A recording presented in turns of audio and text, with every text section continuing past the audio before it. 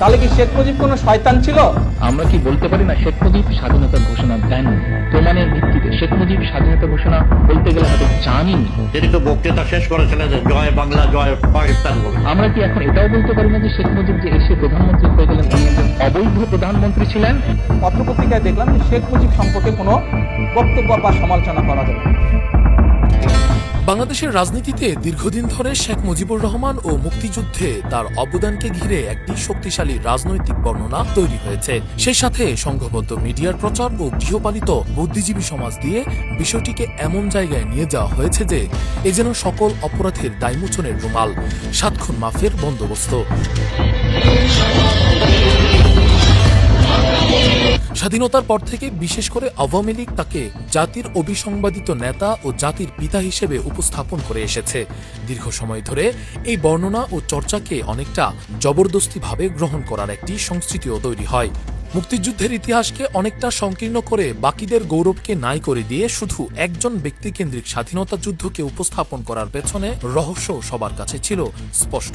বঙ্গবন্ধু নামে শত শত প্রকল্প, দুর্নীতি আর মুক্তিযুদ্ধকে নিজেদের একক সম্পত্তি দাবি করে স্বার্থসিদ্ধির উপায় হিসেবে নেয়ার আপ্রাণ চেষ্টা। এদেশে এখনও অভুক্ত মানুষ রাস্তায় ঘুমায়, সেখানে শুধুমাত্র শেখ মুজিবের ভাস্কর্য বানাতেই রাষ্ট্রের খরচ করা হয়েছিল প্রায় 4,000 কোটি টাকা। সেই সাথে 2 বছর নাগাদ টানা মুজিববর্ষ পালন যেন ব্যক্তি পূজার সংস্কৃতি এনে দিয়েছিল এই দেশে। পাঠ্যপুস্তক, তোরণ, নামফলক, এমনকি টাকা, কোথায় নেই শেখ মুজিবের মুখ।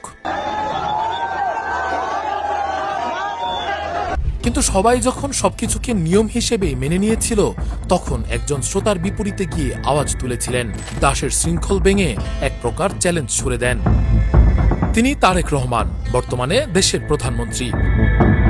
2014 সালের দিকে লন্ডনে অবস্থানকালে সময়ে তার কয়েকটি বক্তব্যের মাধ্যমে তিনি প্রচলিত রাজনৈতিক বর্ণনাকে সরাসরি চ্যালেঞ্জ করেন। দুইটা স্বাধীনতা তিনি এনে দিলেন, প্রথম পাকিস্তান, এরপরে বাংলা। এখানে শেখ হাসিনা বলছে যে পাকিস্তান স্বাধীন করেছিল শেখ মুজিব, রাইট? পাকিস্তান ব্রিটিশদের কাছ থেকে যখন পাকিস্তান স্বাধীন করতে চেয়েছিল যেসব রাজনৈতিক নেতৃবৃন্দ, তারা কি স্লোগান দিত আপনারা কি জানেন? কি একটা উর্দুতে স্লোগান দিত, লড়কে লেঙ্গে পাকিস্তান। তার মানে শেখ মুজিবের মুখের স্লোগান ছিল, হাসিনার কথা অনুযায়ী, যে শেখ মুজিব স্লোগান দিয়েছিল লড়কে লেঙ্গে Pakistan, right? Right, thank you. আবাসনে আস্থার আদর্শ, নতুন ধরার, নতুন প্রজন্মের, নতুন পৃথিবী।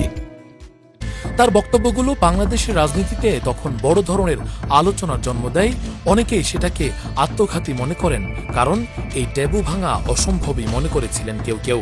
হ্যাঁ, আমরা দেশের ঐক্যের স্বার্থে শহীদ জিয়া বা বিদেশমন্ত্রী বেগম খালেদা জিয়া অন্যান্য দলের কিছু ব্যক্তিবর্গকে ক্যাবিনেটে নিয়েছিলেন, মন্ত্রিসভায় সদস্য হিসেবে নিয়েছিলেন। তাদের কারো বিরুদ্ধে শেখ মুজিবের সময় বা শেখ হাসিনার অন্য শাসনামলেও তাদের কারোর বিরুদ্ধে শেখ মুজিবের সময় অফিসিয়ালি রাজাকারের আইনে বিচার হয়নি, তারা জেল খাটিনে কোনো কিছু হয় নাই।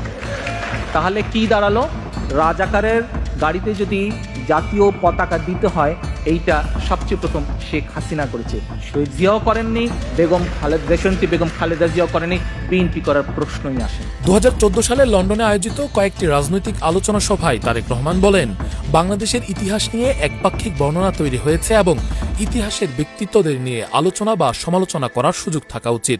তিনি দাবি করেন, শেখ মুজিবও একজন রাজনৈতিক নেতা ছিলেন এবং তার রাজনৈতিক কর্মকাণ্ডের সমালোচনা হওয়া অস্বাভাবিক নয়। এখন আমার প্রশ্ন, শেখ মুজিব কি কোনো ফেরেশতা ছিল?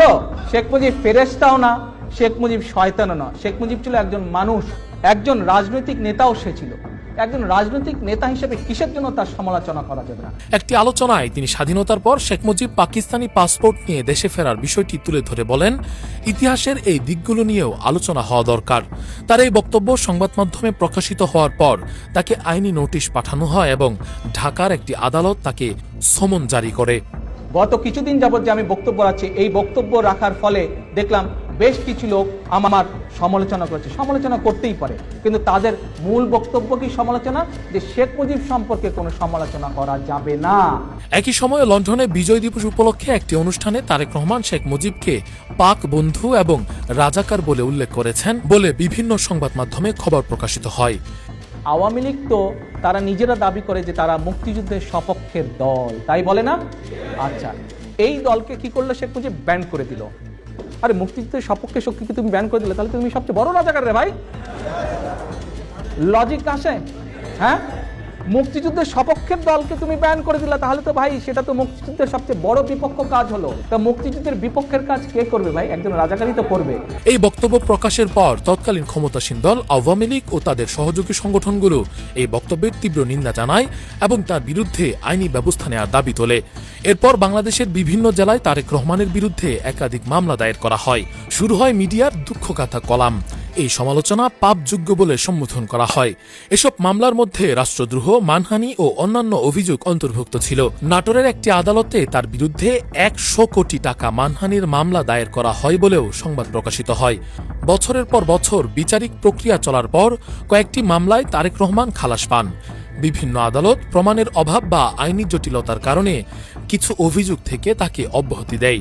সর্বশেষ 2021 সালের 4 ফেব্রুয়ারি শুধুমাত্র শেখ মুজিবুর রহমানের বিরুদ্ধে এই সমালোচনার দায়ে তাকে 2 বছরের কারাদণ্ড দেয় আদালত। হাসিনার পতনের পর স্বভাবতই মানুষের ক্ষোভের মাধ্যমে স্পষ্ট হয়ে গিয়েছিল যে চাপিয়ে দেয়া কিছু এ জাতি গ্রহণ করতে পারে না। এরা স্বাধীন চেতা। তাই মুজিবীয় পূজার বিরুদ্ধে ত্যক্ত বিরক্ত মানুষ তখন তাদের তীব্র প্রতিক্রিয়া জানিয়েছেন।